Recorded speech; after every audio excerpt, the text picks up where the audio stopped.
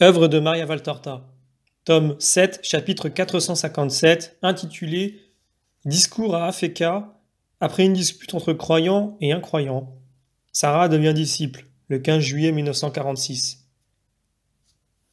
Du seuil du magasin de Sarah, Jésus parle aux habitants d'Afeka. Il s'adresse à une foule très variée, plus curieuse qu'attentive. Les Hébreux y sont en plus petit nombre car il s'agit pour la plupart de gens de passage, marchands, pèlerins, les uns se dirigeant vers le lac, d'autres prêts à descendre au gué de Jéricho, d'autres encore venus de villes orientales pour se rendre vers celles de la mer. Pour le moment, ce n'est pas un vrai discours mais des réponses de Jésus à celui-ci ou celui-là. Tous cependant écoutent, bien qu'avec des sentiments divers, que révèle l'expression des visages et les remarques des uns ou des autres, et d'après lesquels je comprends qui ils sont et où ils se dirigent. La conversation change parfois de ton et de personnage, car, laissant de côté Jésus, elle devient une libre discussion dans l'assistance pour des raisons de race ou des différences de pensée.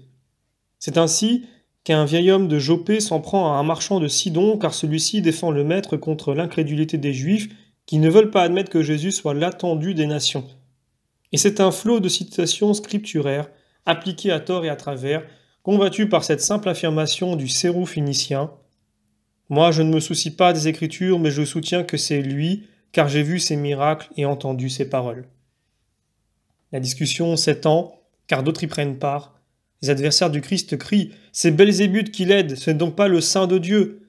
Ce dernier est un roi, ce n'est pas un faux rabbi, ni un mendiant. » À cela, ceux qui pensent comme le Sidonique rétorquent « Les sages sont pauvres parce qu'ils sont honnêtes. Ils ne sont pas cousus d'or et autoritaires comme vos faux rabbis et prêtres. » On comprend qu'ils parlent ainsi car ce ne sont pas des Hébreux, mais des païens de différentes nations, de passage en Palestine ou naturalisés là, tout en gardant l'esprit païen. Sacrilège! C'est vous qui êtes des sacrilèges, vous qui ne voyez même pas la divinité de sa pensée, répondent certains. Vous ne méritez pas de la voir, mais par Zeus, nous avons méprisé Socrate et cela ne nous a pas réussi. Je vous dis, attention à vous pour que les dieux ne vous frappent pas comme nous l'avons été de très nombreuses fois. S'écrie quelqu'un, certainement un grec. Ouh, les défenseurs du roi d'Israël, des païens et des samaritains, et nous nous vantons de l'être, car nous saurions mieux que vous garder le rabbi s'il venait en Samarie. Mais vous avez construit le temple. Il est très beau, mais c'est un tombeau rempli de fumier, bien que vous l'ayez couvert d'or et de marbre précieux. S'exclame des extrémités de la foule un personnage de grande taille, vêtu de lin, avec des volants et des broderies, des bandes à la ceinture, des rubans, des bracelets. Ouh, un Samaritain! C'est à croire qu'ils disent le diable, tant les Hébreux intransigeants crient d'horreur en s'écartant comme d'un lépreux. Et en le fuyant, ils lancent à Jésus. Chasse-le, c'est un homme impur! Mais Jésus ne chasse personne. Il cherche à imposer l'ordre et le silence, et les apôtres avec lui sans grand succès. Alors, pour mettre fin aux disputes, il commence sa prédication. Quand le peuple de Dieu, après la mort de Myriam à Kadesh, se révolta dans le désert à cause du manque d'eau, il cria contre Moïse, son sauveur, celui qui l'avait conduit de la terre du péché à celle de la promesse, comme s'il était un fou destructeur, et il traita Aaron de prêtre inutile. Alors, Moïse entra dans la tente avec son frère, et ils demandèrent au Seigneur un miracle pour faire cesser cette médisance. Le Seigneur n'est pas tenu de céder à toute requête, surtout si elle est violente et provient d'âmes qui ont perdu la sainte confiance en la providence du Père. Il s'adressa cependant à Moïse et à Aaron. Il aurait dû parler uniquement à Moïse, puisque Aaron, bien qu'il fût grand prêtre, avait démérité un jour de la bonté de Dieu en adorant l'idole. Mais Dieu voulut le mettre encore à l'épreuve et lui donner l'occasion de croître en grâce aux yeux de Dieu. Il ordonna donc de prendre le bâton d'Aaron, déposé dans la tente après avoir fleuri en pétales bien ouverts et avoir donné des amandes, et d'aller, avec lui, dire au rocher de donner de l'eau pour les hommes et les animaux. Moïse, avec Aaron, fit ce que le Seigneur ordonnait, mais les deux hommes ne surent pas croire complètement au Seigneur. Et celui qui crut le moins, ce fut le prêtre suprême d'Israël, Aaron. Le rocher, frappé par le bâton, s'ouvrit et fit jaillir assez d'eau pour désaltérer le peuple et les bêtes. Cette eau fut appelée eau de la contestation car les Israélites récriminèrent contre le Seigneur et critiquèrent ses actions et ses ordres. Tous ne furent pas fidèles de la même façon. C'est même en commençant par le souverain prêtre que le doute sur la vérité des divines paroles se manifesta et commença. Et Aaron fut ensuite retiré du nombre des vivants sans avoir pu atteindre la terre promise. Aujourd'hui aussi, le peuple récrimine contre le Seigneur en disant « Tu nous as amenés à mourir comme peuple et comme individus sous la domination des oppresseurs. » Et à moi, il crie « Fais-toi roi et délivre-nous. » Mais de quelle libération parlez-vous? De quel châtiment? De choses matérielles? Mais dans les choses matérielles, il n'y a ni salut ni châtiment. Un châtiment bien plus grand ou une libération bien plus grande sont à la portée de votre libre volonté et vous pouvez choisir. Dieu vous l'accorde. Je dis cela pour les Israélites présents, car ils devraient savoir lire les figures de l'Écriture et les comprendre. Mais puisque j'ai pitié de mon peuple dont je suis le roi spirituel, je veux vous aider à déchiffrer au moins une figure pour vous aider à comprendre qui je suis. Le Très-Haut a ordonné à Moïse et à Aaron, « Prenez le bâton et parlez au rocher. Des fleuves jailliront pour la soif du peuple, afin qu'il ne se plaigne plus. » Une nouvelle fois, pour mettre fin aux lamentations de son peuple, le Très-Haut dit au prêtre éternel, « Prends le bâton en bourgeon de la race de Jessé, et ici épanouira une fleur que n'aura pas touché la boue humaine. Elle deviendra une amande douce et pleine d'onction, une amande de la racine de Jessé, de son bourgeon admirable sur lequel reposera l'Esprit du Seigneur et ses 7 dons, frappe la pierre d'Israël pour qu'elle produise une eau abondante pour son salut. » Le prêtre de Dieu est l'amour lui-même, et l'amour a produit une chair en faisant surgir son bourgeon de la racine de Jessé que la fange n'avait pas nourri. Cette chair était celle du Verbe incarné, du Messie attendu, envoyé pour parler au rocher pour qu'il se fende, pour qu'il fissure sa dure croûte d'orgueil et de cupidité, et accueille les eaux envoyées par le Seigneur, les eaux qui jaillissent de son Christ, la douce huile de son amour pour devenir malléable, bonne, pour se sanctifier en accueillant en son cœur le don du Très-Haut à son peuple. Mais Israël ne veut pas de l'eau vive en son sein, et reste fermé, dur.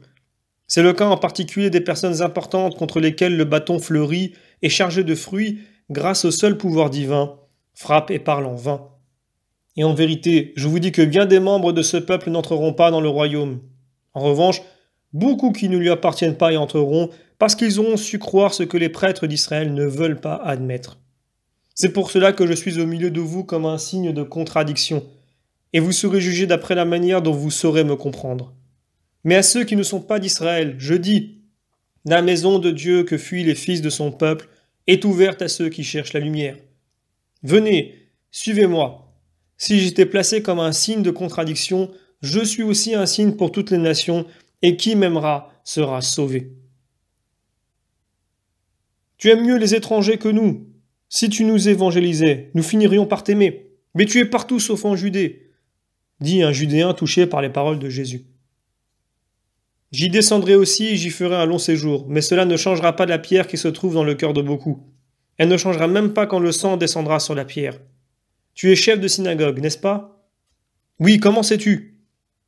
Je le sais. Eh bien dans ce cas, tu peux comprendre ce que je dis. Le sang ne doit pas tomber sur la pierre, c'est péché.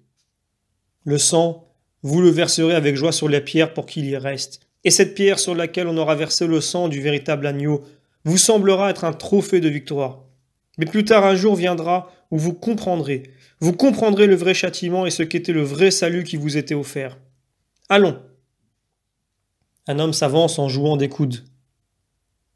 Je suis syrophénicien. Beaucoup d'entre nous croient en toi, sans même avoir pu profiter de ta présence chez nous. Or, nous avons de nombreux malades. Deviendras-tu pas? Pas chez vous, non. Je n'ai pas le temps. Mais après le Shabbat, je vais aller vers vos frontières. Que celui qui a besoin de grâce attende dans le voisinage. Je le dirai à mes compatriotes. Dieu soit avec toi, maître. Paix à toi, homme. Jésus prend congé de la veuve, ou plutôt il le voudrait, mais elle s'agenouille et lui fait connaître son projet. J'ai décidé de laisser Samuel ici, il est meilleur comme serviteur que comme croyant, et de venir à Capharnaüm près de toi. Je quitterai Capharnaüm bientôt, et pour toujours. Tu as là-bas de bons disciples pourtant. C'est vrai.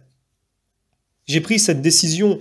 De cette façon, je te donnerai la preuve que je sais me détacher des richesses et aimer avec justice. J'emploierai l'argent qui s'entasse ici pour tes pauvres, et je considérerai comme premier pauvre l'enfant, si vraiment sa mère veut le garder tout en ne l'aimant pas, en attendant. Voici. Et elle tend une lourde bourse. Que Dieu te bénisse de ses bénédictions et de celles de tes bénéficiaires. Tu as beaucoup progressé en peu de temps. » La femme rougit, elle regarde tout autour d'elle, puis elle avoue : « Ce n'est pas moi qui ai fait des progrès, c'est ton apôtre qui m'a instruit. Celui-là, celui qui se cache derrière le jeune brun. » Simon-Pierre, le chef des apôtres. Qu'est-ce qu'il t'a donc dit ? Il m'a parlé si simplement et si bien. Il s'est abaissé, lui, apôtre, à m'avouer que lui aussi, comme moi, avait eu des désirs injustes. Ah, je ne peux le croire. Pourtant, il s'est efforcé de devenir bon pour mériter ce qu'il désirait, et il y tend de plus en plus pour ne pas transformer en mal le bien qu'il a obtenu. Tu sais, nous autres, les pauvres gens, nous comprenons mieux ce que nous disons entre nous. Je t'offense, Seigneur ? Non. Tu rends gloire à Dieu par ta sincérité et par l'éloge que tu fais de mon apôtre. Agis comme il te l'a conseillé et que Dieu soit toujours avec toi, qui tend vers la justice. Il la bénit et prenant la tête du groupe, il se dirige vers le nord-ouest sous les vergers feuillus agités par un vent soudain. Fin du chapitre.